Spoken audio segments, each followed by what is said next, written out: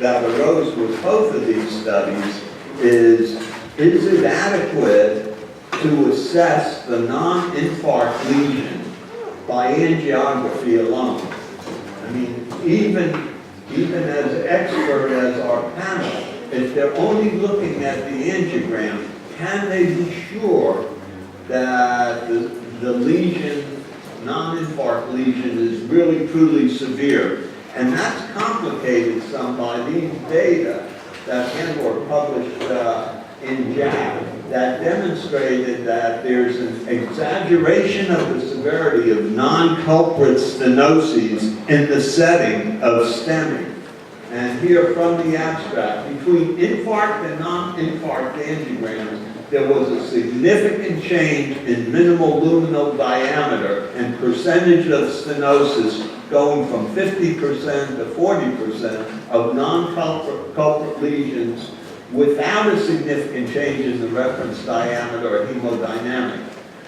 So they concluded significant exaggeration of non-culprit lesion severity occurs at the time of infarct angiography. Well, what's the answer to that? Well, many people think the answer is FFR, fractional flow reserve. And you know, the FAME study, which I'm not going to review here because it's very old, very well known. FAME study showed that by measuring fractional flow reserve, you could identify patients in whom intervention resulted in a good outcome as compared to those in whom it was of no benefit. So the question was, can you do FFR in the setting of acute MI? Is FFR in the setting of STEMI still accurate? And there are data on that. Some data published in JACC Intervention that looked at fractional flow reserve for the assessment of non-culprit coronary artery stenoses in STEMI. And what did they find?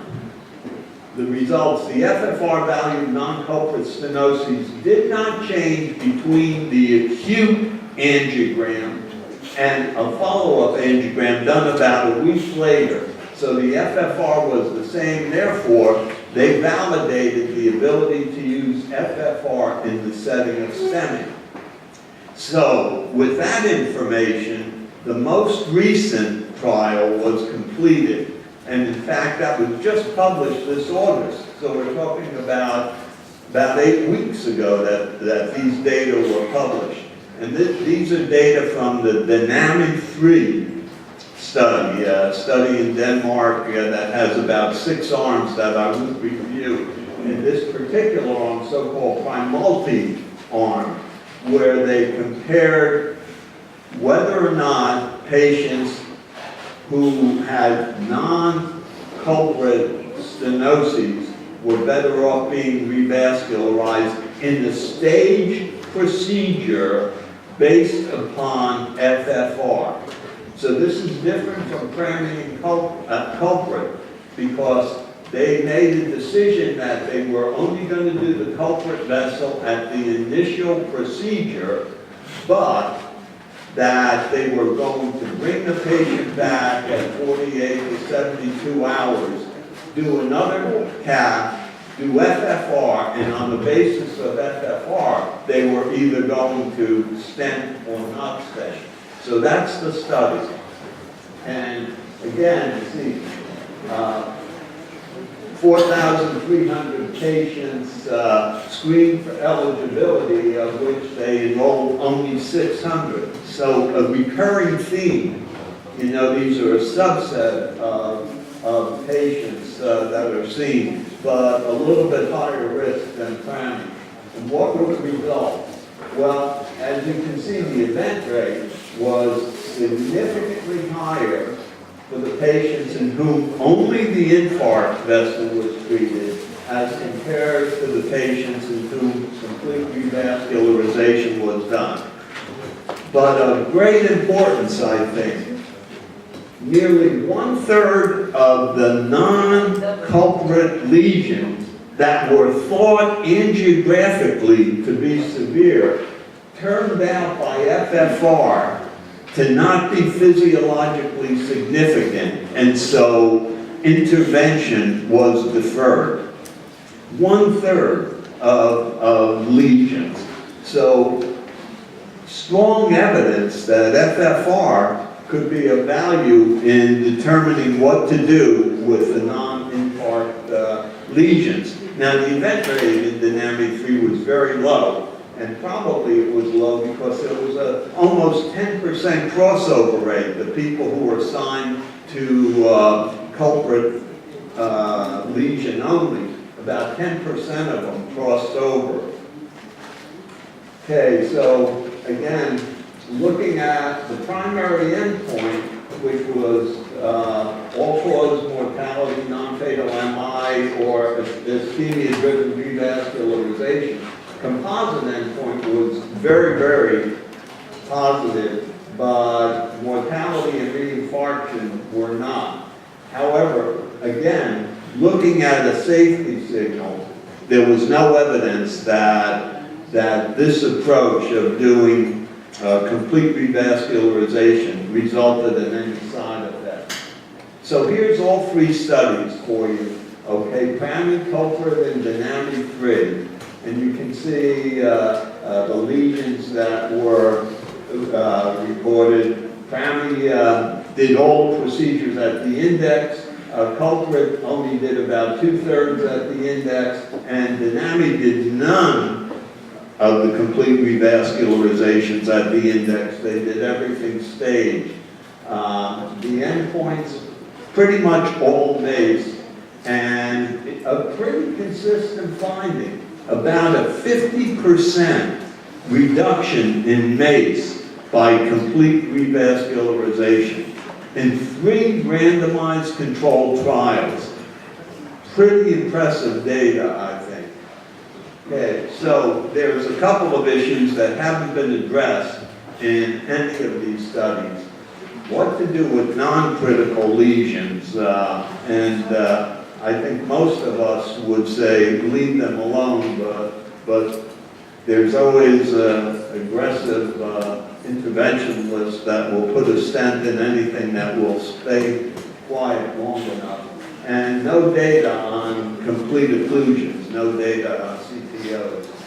So, I've given you the data now, and I've thought about it some.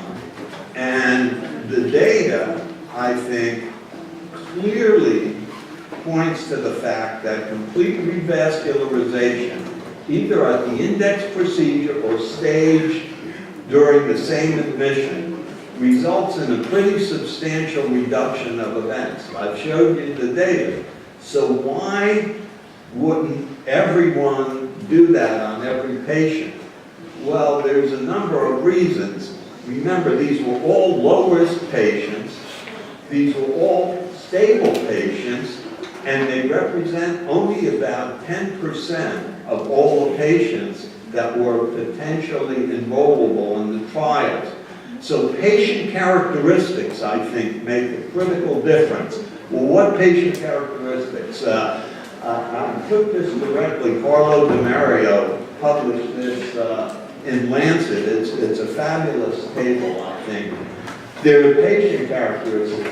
If the patient is unstable, if they're hypotensive, bradycardic, if they're having lots of arrhythmias, in constant pain and restless, if they have possible contraindications to antiplatelet therapy, or renal dysfunction that would put them at risk for contrast-induced nephropathy, those are all patient characteristics that I think clearly would point to no more than a staged procedure, and maybe staged at some distant interval or based on ischemia testing.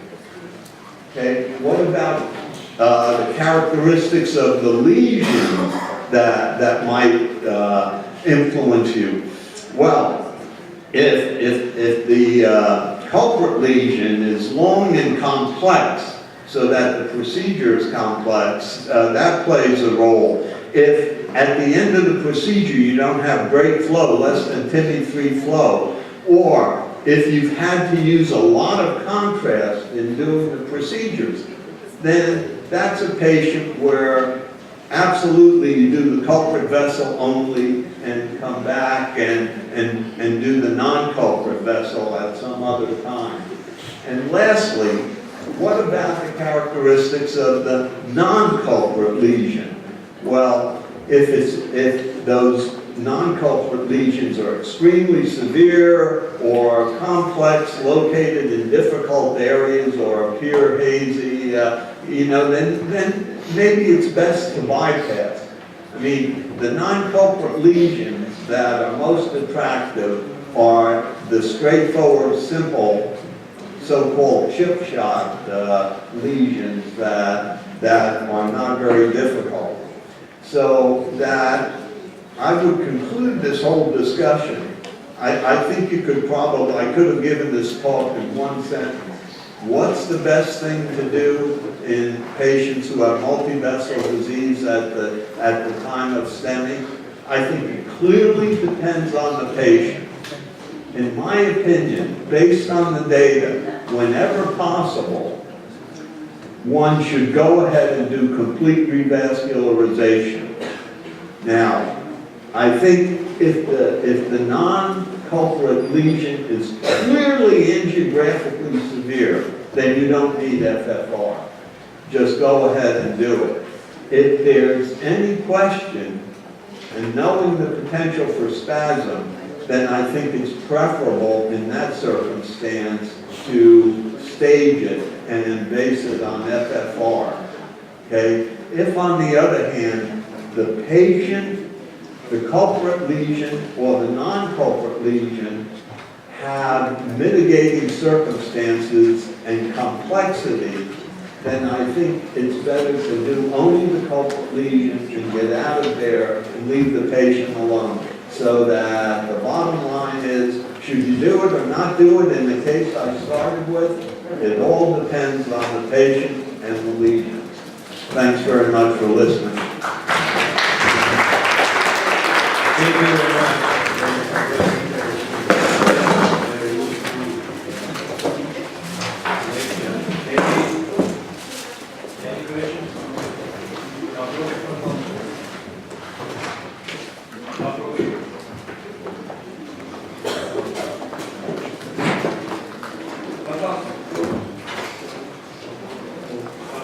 Хочется поделиться своим печальным опытом по поводу многососудистого стентирования. Шимаков Петр, Курский региональный сосудистый центр. К сожалению, в регионах не все пациенты поступают в первые часы, и чековые выполняются уже 12-24 часа. Выполнение инфаркт-ответственной артерии, она приводит не совсем к оптимальному результату. И поэтому есть печальный опыт выполнения двух стентирований, лечения двух сосудов с плохим исходом. И возникает просто такой подход, он очень индивидуальный и требует очень много оговорок. То есть кому делать, кому не делать, и очень-очень это индивидуально. Это мое мнение. Безусловно. Но вы знаете, конечно, здесь вы привели два груши примера, но тогда надо